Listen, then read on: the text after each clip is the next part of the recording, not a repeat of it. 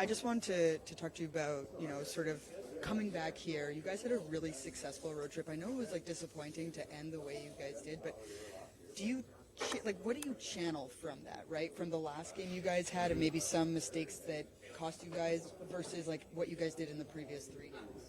Yeah, no. I mean, first and foremost, it was definitely a great road trip. Loss aside, I think if any team in the league goes on the road and comes up 3-1, that's a success. At the same time, I think we definitely left some points on the table there against Seattle, and I think it could have went either way. I do think that we scored 2 power play goals. You got to find a way to win. That's power play did their job, PK did their job. So just find ways to generate more offense and maybe get into the goalie a little more and just cause a little more chaos in front of the net. Is that kind of what the focus is right now? Because getting that 5-on-5 going as a 5-man unit. Yeah, that's what we Keefe emphasized that today. A lot of good ideas, a lot of just talking points about it. I still think the main thing is our defense and our structure, and I think that takes care of a lot of things, especially creates odd man rushes and so forth. So, but yeah, we had a good chat today. Try to generate a little more. How much of those mistakes in the last game were a really good reminder for this group, right? We were just talking, the power play is doing well, the PK is doing well. It's just that extra 1% almost. Yeah, it's a good league, right? You make a few mistakes or whatever, not even mistakes, whatever it is, they're going to capitalize on it. It's the NHL for a reason, so, you don't play a full 60 and you lose the game, so. When you watch back the last time these two teams met, the Jets and you guys, what do you think the most important thing needs to change for you guys? I actually thought we played a pretty good game, if I remember. It was kind of a few weeks ago, but yeah, we were right there for sure. I think cleaning up the defensive structure, as I said before, I think we kind of had a few too many breakdowns in that game, if I remember. So clean that up, and I think it'll hopefully take care of itself. It kind of sounds like a lot of the things that lead to losses right now are those exact mistakes. Does it almost get a little bit frustrating when it's repetitive like that? Yeah, very. That's for sure. You feel like we could be playing such a good game as a whole, so solid, and then just one little thing happens and it's in your net. So sometimes just the way it goes. Like I said, they get paid too over there, so they got some good players who can bury the puck. So. Bratter, one of the things that Sheldon talked about post-game last game is really this team needs to find a way to generate more 5-on-5. I know you know that. I know this team knows that. A lot of changes coming today on the forward group. What do you hope maybe comes of your line with Timo and Nico here? Yeah, obviously a very familiar pairing that we've played in the past, and I think sometimes when things are going well, but you might need to want to switch up some things to generate a little more over 4 lines. I think sometimes a change can be good, and sometimes for players like me and Jack to reconnect on the power plays and things like that can boost a lot of energy too for the team when you maybe aren't playing every shift together. So I think just for our line, just a very, like I said before, familiar line for me.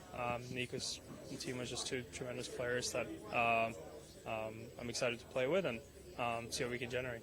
Can you explain a little more to me what you mean by splitting up with Jack a bit on the 5-on-5, let the other parts of your game? What do you kind of mean by that? Well, sometimes I think just a player like Jack, he just gets a role when he gets to control a lot of the plays on his line. He gets to just build his confidence even more and more with the puck. Mm-hmm.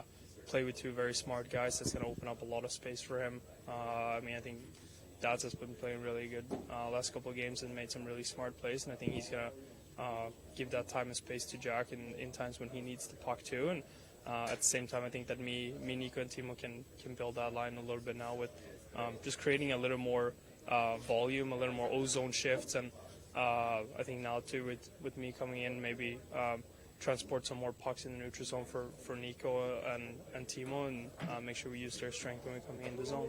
How much of a focus has it really been, this 5-on-5, knowing that the power play is starting to really come together the way it has, the PK does well? I mean, that kind of feels like the missing piece, that and those little defensive breakdowns that you guys have had. Obviously there's conversation that we have a lot, just at 5-on-5, just to generate more scoring chances. I think that our key focus is still to keep doing the defensive part well and not get away from that. Not just think that just because we don't create enough, we're going to start taking risks and stuff like that. Because I think that during this road trip, the thing that made us successful was just our attention to detail and our defensive play. And I think that still has to be the main focus. And then now it's just for us to start generating more and basically just putting the puck in the net. I think there's a lot of games when, a lot of us players have had volumes, we had good opportunities, and we just haven't been able to crack it. So I think that's just going to be part of the process for us to keep working on. Jesper, I know Jack is producing now, but I just want to get your thoughts. Like when he's not producing, maybe assisting, that type of thing. What are some of the things that he does that makes Jack Hughes? Outside of the scoring, doing other things to help the team.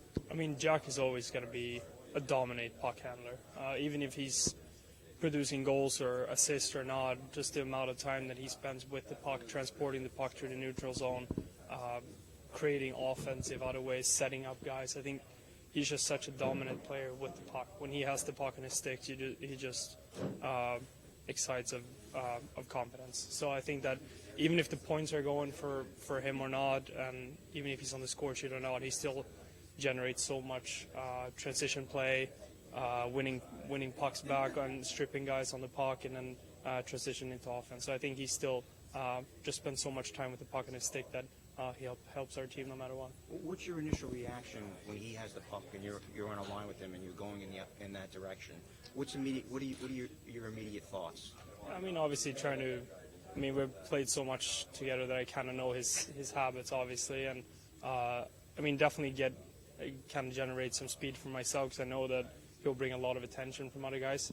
So for me, just generate some speed and then try to get open because I know that some way along the way he'll find me. He'll get into a position where a lot of guys don't really know who has who, and he'll make a smart play and he'll find me with space. And just one of those guys that the more you with him on the ice, you'll learn more about him. But I usually know that I can just kind of generate speed for myself, and somehow along the way he'll find me.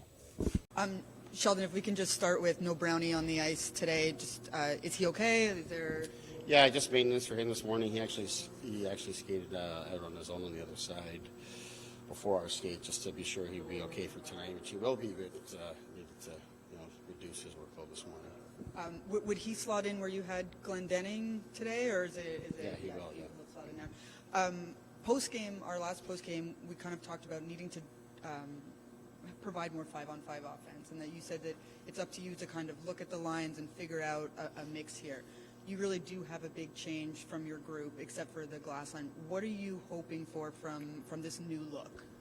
Well, just obviously it's timing of both coming off a loss, but also probably more importantly coming back on home ice. You can kind of readjust some things. You got a little more control of the matchups and line changes and such. But I just felt the glass line on the road trip had been very consistent.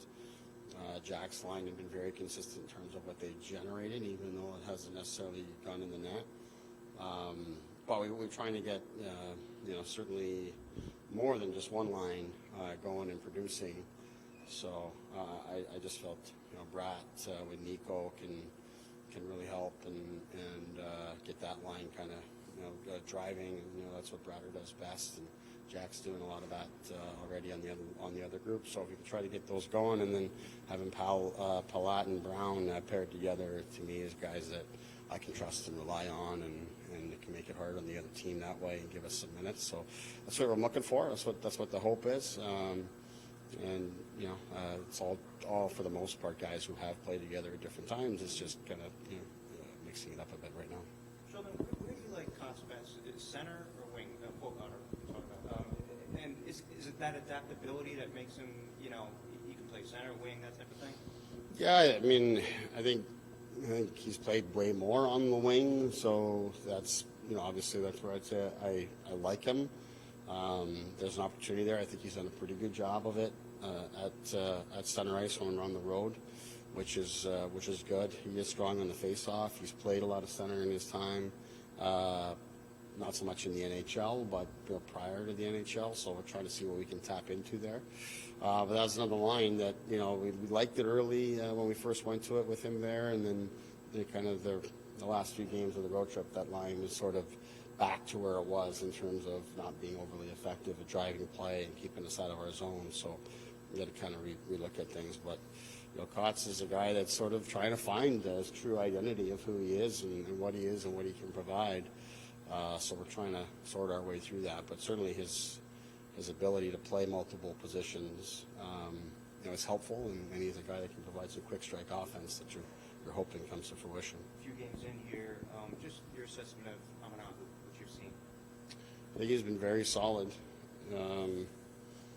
That line is paired very well with him, which, him coming up, we took a patient approach to give him opportunity to really develop and get some traction at the AHL levels. And the hope, for me, for a guy like him, as the coach, the hope is that when he comes, that he never goes back. That's kind of the hope. So you got to be a little bit more patient and really allow him to get the traction there.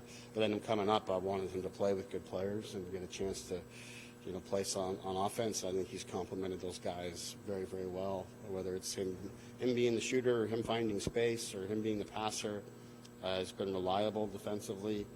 So there's been a whole lot to like there. We just got to, continue to monitor him as the sort of the